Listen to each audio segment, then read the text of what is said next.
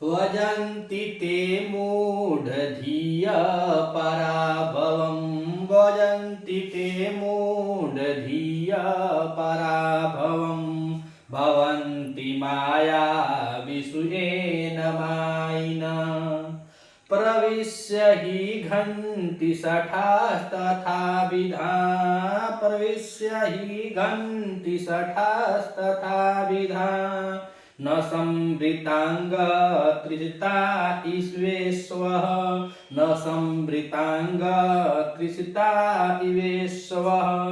अब वो द्रौपदी जी महाराज से कह रहे कि हे महाराज, जो मूर्ख जन होते हैं, जो दुष्ट जन लोग होते हैं, अगर उनके साथ उनके जैसा ही व्यवहार न किया जाए तो वह दुष्ट यह समझते हैं कि यह अब डर रहा है, यह अब हमसे कमजोर है, ऐसा वह समझ करके आपको वह नष्ट कर देंगे। जो जैसे लोग होते हैं उनके साथ वैसा ही व्यवहार करना चाहिए, नहीं तो वह क्या समझेंगे, वह डरा हुआ समझते हैं और डरा हुआ समझकर हमेशा तत्पर रहते हैं अगले को नष्ट करने के लिए। तो इसीलिए इसमें भी कह रहे हैं कि ए माने कि जो माया विषु यानी कि माया जो धारी होते हैं, जो छल कपट धारी होते हैं, जिनके अंदर छल कपट विद्वान होता है, ऐसी को कहा जाता है माया विषु। तो कह रहे कि जो माया विषु यानी जो कपटी होते हैं, अर्थात इनको धृत कीड़ा में ही जीता गया था।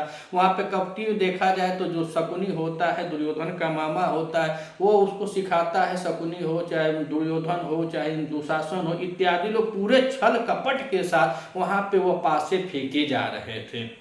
उसी को कह रहे हैं कि छल पूर्वक वहां पे धूर्त कीड़ा चल रही थी, जिसमें आप उसका जवाब न दे करके ईमानदारी से सच्चाई पूर्वक आप करते गए, खेलते गए और सर्वत्र अपना वहां पे गवाते गए। तो वही बात कर रहे हैं कि ये जो लोग माया विषु यानी कि जो माया विषु यानी जो छली लोग होते हैं, जो कपटी लोग होते हैं, ऐसे मायाधारियों का मायना न भवंती, अर्थात जो उनके साथ वैसा व्यवहार न करता हो, अर्थात जो छलियों के साथ छल पूर्वक व्यवहार न करता हो, जो कपटी के साथ कपट पूर्वक व्यवहार न करता हो, ऐसे लोगों को कह रही हैं कि ते वे लोग मूढ़ धीय, मूढ़ माने मंद, धीय माने बुद्धि, अर्थात तो वे जो मूर्ख जन होते हैं, पराभवम वजंती, पराभम अर्थात कि वह पराजय को प्राप्त करते हैं। वह किसको प्राप्त करते हैं, पराजय को प्राप्त करते हैं। तो पहली और दूसरी लाइन में उन्होंने यही कहा, द्रौपदी जी युधिष्ठिर के क्रोध को उद्दीप्त करने के लिए करेंगे, हे महाराज, जो मायावी लोगों के साथ, जो छली लोगों के जासो कपटी लोगों के साथ कपट पूर्वक छल पूर्वक व्यवहार नहीं करते हैं, तो वे लोग क्या होते हैं, तो ते मूढ़, वह मूर्ख होते हैं। पहले के ते मूढ़, वे मूर्ख होते हैं। और वह मूर्ख होते हैं, कैसे होते हैं, तो कह रहे पराभवम अर्थात पराजय को, किसको, पराजय को वजंती प्राप्त करते हैं। वजंती में देखा जाए तो वहां पे वज्र धातु है। कौन सी धातु है, वज्र धातु है। लटलका प्रथम पुरुष बहुवचन की क्रिया लगी है। लटलका प्रथम पुरुष बहुवचन यानी 3 घात 3 बहुवचन की क्रिया लगी, प्रथम पुरुष बहुवचन की क्रिया लगी हुई है, तो हो गया क्या, वजंती। तो 2 लाइनों में बताया कि जो मायावी लोग होते हैं उनके साथ कैसा व्यवहार करना चाहिए। अब नीचे की लाइन में उदाहरण देकर बता रही है, कह रहे ही क्योंकि, कह रहे कि ही क्योंकि सठास ता विधान, यह जो नो है यहाँ पे जाएगा तो विधान हो जाएगा। सठास तथा विधान, जो घृत लोग होते हैं, जो छल कपटी लोग होते हैं, वो तथा विधान अर्थात जो अच्छे प्रवृत्ति के लोग होते हैं, उत्तम जन के लोग होते हैं, उन लोगों के बीच में पहले आत्मीयता को बनाते हैं। आत्मीयता को बनाते हैं, इस तरह से बनाते हैं कि आपको अगर वह छल पूर्वक कोई व्यक्ति है, अगर आपके साथ छल कर रहा है, कपट कर रहा है, तो पहले आपसे इतना स्नेह पूर्वक आत्मीयता जोड़ लेगा कि आपको यह पता ही नहीं चलेगा कि कब यह मेरे साथ क्या कर गया। तो वही बता रहे हैं कि ही क्योंकि सठास तथा विधान अर्थात जो छल कपटी होते हैं, धूर्त लोग होते हैं, वह लोग सज्जन पुरुषों के साथ, उत्तम लोगों के साथ ऐसा विधान अर्थात ऐसी आत्मीयता को बैठा लेते हैं। कैसे, तो कह रहे हैं कि असंवृतांग त्रिषिता, असंवृतांग यानी जो नो है यहाँ पे चला जाएगा तो यहाँ बचेगा तो असंवृतांग अंग त्रिशिता अर्थात कि बिना कवच के। अब यहाँ पे उदाहरण देते हुए कह रहे हैं जो सठ व्यक्ति होते हैं, जो धूर्त व्यक्ति होते हैं, वह सज्जन व्यक्तियों में इस तरह प्रवेश कर देते हैं, इस तरह प्रवेश करते हैं। कैसे? तो कह रहे हैं कि असमृता अंग अर्थात जो अगर रणभूमि में आप जा रहे हैं, जैसे युद्ध भूमि में, अगर आपका कवच कुंडल आपके पास नहीं है, अगर आपके पास कवच नहीं है और आप वहां पे जाएंगे तो आपका सिर्फ शरीर रहेगा, उस शरीर में करें त्रिशिता जैसे तीक्ष्ण बाण ईसेवन बाण और निशिता माने तीक्ष्ण, तो कह रहे निशिता ईसेव अर्थात जैसे तीक्ष्ण बाण क्या करता है, प्रवेश करके घंटी अर्थात मार डालता है। और घंटी में देखें तो यह भी लट लका प्रथम पुरुष बहुवचन की क्रिया हुई। अब लट नकार में हंति हंतः घंटी ऐसे रूप चलता है, तो यही बता रहे हैं घंटी यहाँ मार डालता है। कौन मार डालता है?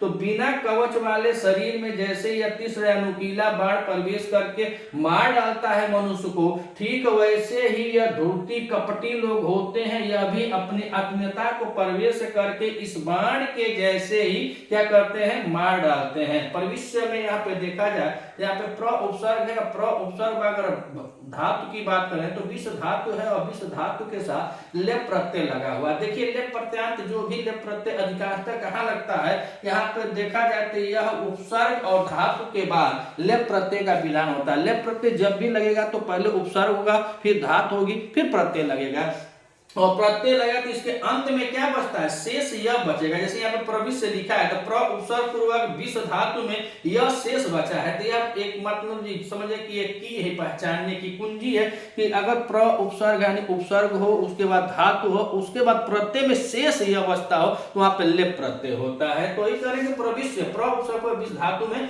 लेप प्रत्यय है। तो कह रहे कि ही माने क्योंकि जैसे षष्ठ लोग आत्मीयता अपने अंदर जो सज्जन लोगों के अंदर प्रवेश करके उनको मार डालते हैं। और कैसे मार डालते हैं? तो वही जिस प्रकार से अगर बिना कवच के अगर बाण जिस प्रकार शरीर में आसानी से, अगर कवच नहीं होता तो बाण आसानी से आदमी के शरीर में प्रवेश कर जाएगा, उसी प्रकार यह छली कपटी लोग धूर्त लोग होते हैं जो सज्जन लोगों के अंदर पूरा आत्मीयता आराम से बैठा लेते हैं, उसके बाद उनको मारते हैं। कहने का तात्पर्य यह है कि शकुनी भी इन्हीं का था, दुशासन भी इन्हीं का था, दुर्योधन भी इन्हीं का था। यह सब लोग भाई थे, दुर्योधन दुशासन इत्यादि जो प्रचलित नाम है उन नामों की मैं गणना कर रहा हूं। तो यह लोग धृतराष्ट्र इनके पितामह ही थे, लेकिन अपने लोग ही अपने नहीं हुए। ऐसा वह घटना घटी सभा में जो महाभारत के सभा पर्व में वर्णित है, उस सभा में ऐसी घटना घटी, तो इसलिए वह नारी जो है अपने नारीत्व को आने, अपने नारी की मर्यादा को पार करके उसका उल्लंघन करके करे द्रुपद राजा ने, राजा द्रुपद की पुत्री में बोल रही हूं, तो क्रोधवश यह सब बोल रही है कि अगर आप माया विषयों के साथ माया पूर्वक काम नहीं करेंगे, छल कपट जो करते हैं उनके पास छल कपट के साथ ही व्यवहार करना चाहिए। अगर उनके साथ आप छल कपट का व्यवहार नहीं करेंगे तो क्या होगा, ते मूढ़ धिया पराभव वजंती। अच्छा, पूरा यह जो लाइन है यह युक्ति आती है और इसमें देखा जाए वजंती ते मूढ़ धिया पराभव, तो पूरे श्लोक में अगर युक्ति आ जाती है तो इसमें कौन सा अलंकार होता है, अर्थात अनंतरन्यास अलंकार हो जाता है। अलंकार कौन सा है, तो अर्थात अनंतरास अलंकार है। अब कारण है कि जो लोग मायावी के साथ माया पूर्वक कार्य नहीं करते, जो छल कपट करने वाले हो, उनके साथ छल कपटी पूर्वक अगर कोई कार्य न किया जाए तो ते वे लोग मूढ़ यानी मंद बुद्धि वाले पराजय को प्राप्त होते हैं। फिर करें क्योंकि कर सठास तथा विधान अर्थात ही माने क्योंकि सठास तथा विधान जो श्रेष्ठ जन उत्तम जन लोग होते हैं उनके अंदर जो सठ होते हैं, धूर्त होते हैं, वह ऐसे ही प्रवेश करके मार डालते हैं जैसे असमृतांग अर्थात बिना कवच वाले शरीर में निशिता कृष्ण इसेव बाण यू माने की तरह, यानी कि बाण की तरह, जैसे बाण कोई तीक्ष्ण बाण शरीर में प्रवेश करके मनुष्य को मार डालता है, वैसे ही ये धूर्त जन होते हैं, छलकपटी लोग होते हैं, छल पूर्वक आचरण करने वाले लोग होते हैं। पहले मनुष्य के अंदर प्रवेश करते हैं, फिर उनको क्या करते हैं, मार डालते हैं। और यहाँ पे एक शब्द पराविश्य और पराभव, पराभव में देखा जाए तो यहाँ पे परा क्या है, परा उपसर्ग है। और यहाँ पे धातु की बात करें तो यहाँ धातु में भू धातु है और प्रत्यय कौन सा है, तो अप प्रत्यय लगा है द्वितीय एक वचन में। कौन सा है, द्वितीय एक वचन में शब्द बना है पराभव। और यहाँ पे भविष्य में देखें तो पर शब्द विष धातु में लेप प्रत्यय है। अलंकार की बात किया जाए तो अर्थांतरास अलंकार है। घंटी में हम लोगों ने देखा तो बहुत इंपोर्टेंट यह सवाल है, हर बार यह संस्कृत से प्रतियोगी परीक्षाओं में घंटी पूछा जा रहा है। लट लकार प्रथम पुरुष बहुवचन में रूप बनता है घंटी, घंटी अतः घंटी रूप बनता है। अगर एलटी उल्टी की पेपर में आप बैठे होंगे तो देखिएगा यही थोड़ा सा तैयारी का स्तर है। धीरे धीरे हम लोग ऐसे करेंगे तो एक दिन जरूर सक्सेस हो जाएंगे और इसमें एक एक श्लोक में हम अभी से धीरे धीरे लग जाएंगे कौन कहाँ सा कौन सी छंद है। जैसे हम इसमें देखें तो वंशस्थ छंद है। अलंकार की बात करें तो अर्थांतरास अलंकार है। पराभव में विभक्ति कौन सी, द्वितीय एक वचन है। धातु कौन सी है तो भू धातु है। परविष्य में धातु कौन सी है, प्रत्यय कौन सा है। तो ऐसे ऐसे धीरे धीरे अगर हम लोग तैयारी करेंगे तो आगामी जो पेपर आने वाला है टीजीटी का, हो सके उसमें सफलता जरूर हमें प्राप्त हो सके। हमारे साथ आप लगे रहिए, इसी तरह हम धीरे धीरे एक एक श्लोकों की व्याख्या करते चलते हैं। मिलते हैं अगली क्लास में, तब तक के लिए नमः संस्कृत।